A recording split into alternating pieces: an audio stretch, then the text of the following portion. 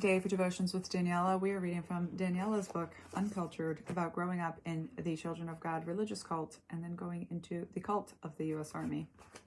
This is chapter 9, All in the Family. Rio de Janeiro, Brazil, 1996. Mary and I were in the schoolroom with the other kids when Mom appeared at the door. My body immediately tensed. My instinct for the unexpected was always fear. Granted permission, we followed her out. I tried to read her mood, tried to understand the emotion she was hiding behind her practiced, serene face. But her posture betrayed her. She almost bounced down the hallway, and it struck me, as it sometimes did, how young she was, how she was really only a few years removed from being a teenager. If I'm 6, she's 21.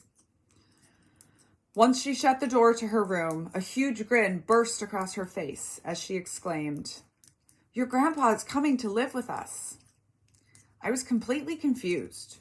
Grandpa had been dead for nearly 2 years. Had he been resurrected? Grandpa's our prophet.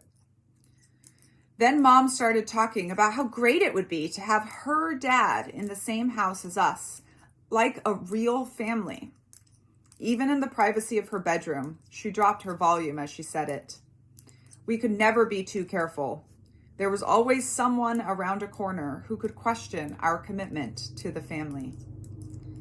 It carried weight within the family that Mary and I were third generation, with a grandfather who was important to the leadership.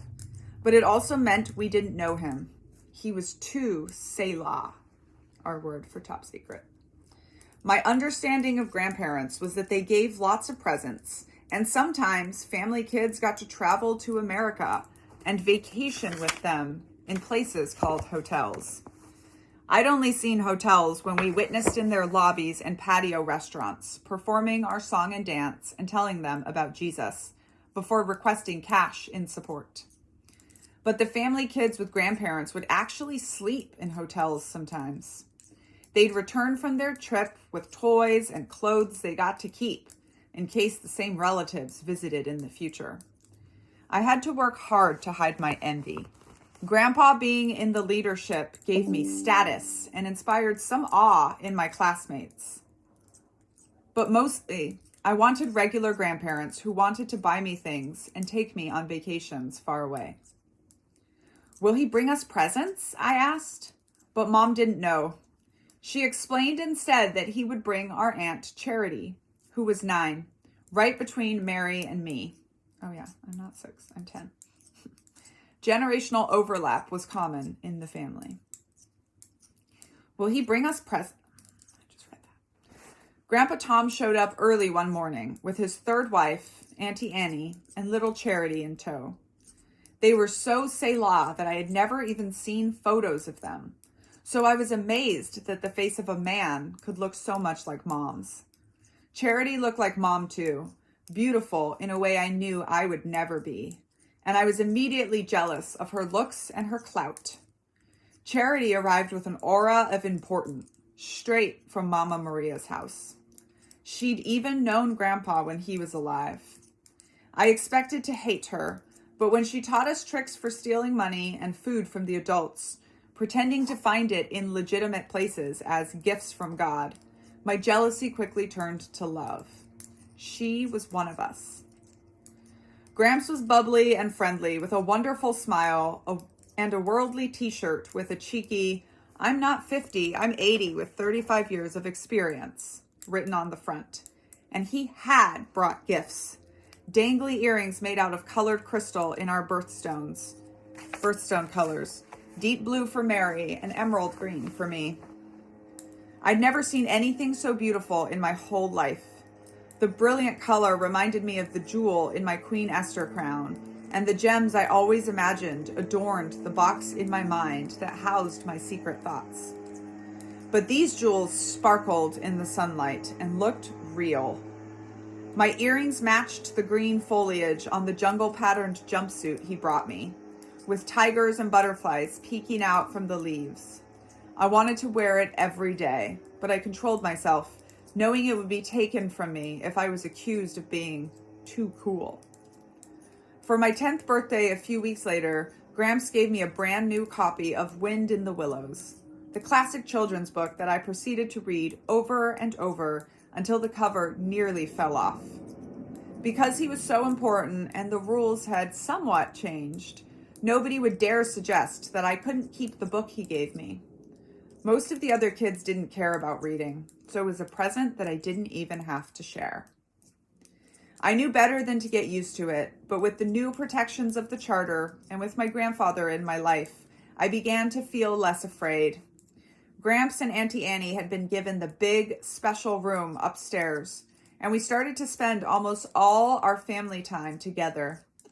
I loved how his face looked like a reflection of Mom's, and how he seemed to love us from the first day, like we didn't even have to earn it at all. And he was more important than even Uncle Jerry.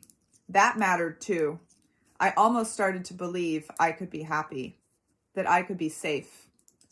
But the pendulum swung again. The charter's new rules required only 6 adults aged 16 or older to make an official commune. So our compound started shrinking to branch off all over the world. World Services, the guys at the top, decided to downsize our home to 50 people. With the exception of Charity and Uncle Jerry's stepdaughters, Mary Dear, Dorothea, and their other sisters, the commune in Rio would not include families with small children any longer. Since the invention of the internet, Dad could work remotely, so our family, with 5 young children, me, Mary, Timmy, Darius, and Justin, was forced from World Services, the only group we kids had ever known. Gramps was part of the decision to send us away, and I knew he was acting in what he thought were the best interests of the family, but that didn't make it hurt any less. Despite Mom's beauty, her connections, and her exemplary work, the cruel irony was that it was her very devotion to the Prophet's teachings, going for the gold and averaging a baby every 2 years since she was 15, that ended her advanced secretarial career. But, like always, Mom was a true believer. She smiled sweetly when she explained the move to us, praising God and our leaders, never showing her sadness. I was devastated and furious at the thought of losing my friends, who I thought of like sisters. But like so many family moves, there wasn't time to process, and I certainly didn't have any say in them. As we said goodbye to our friends, we were introduced to 2 of our new older sisters. Dad's youngest daughters from Auntie Hope, 13-year-old twins, Raina and Jamie, who would join us in our new life. All 7 of Auntie Hope's daughters had been bouncing between communes ever since their mom had been excommunicated for her cancer. Sometimes all the sisters were together, sometimes they were split up. The leadership eventually decided Dad should take over the 2 youngest. Raina was tall and skinny with brown hair and big glasses, while Jamie was much shorter and curvier with platinum blonde hair and bright blue eyes. They looked nothing alike and nothing like their dad, which I would soon learn was because they were the biological children of a different uncle, part of the sexual sharing all the aunties had to do. The girls didn't seem apprehensive or upset, simply eager to settle into their new lives and see what cards the fates would deal this time. It was scary and intimidating. Our genetically mismatched crew, with 2 new older sisters and a family who had always been the family first and our family part-time, expected to start over a few 100 miles away together.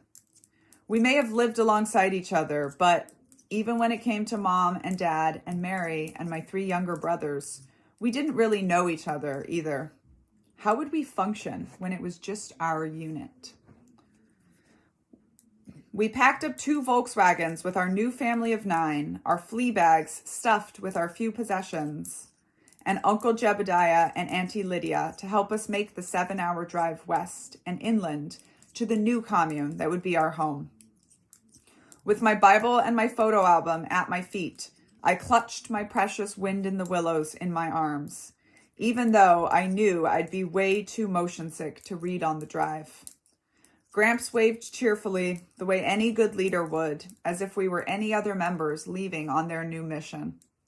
I tearfully said a silent goodbye to my family within the family. And then a realization hit me. A sudden ray of light breaking through my sorrow and grief. We were going so far away that I would probably never, ever have to deal with Uncle Jerry again. I had no idea what my life would look like, but I had just enough faith to believe the new charter would protect me, no matter what awaited me on the other side of the drive.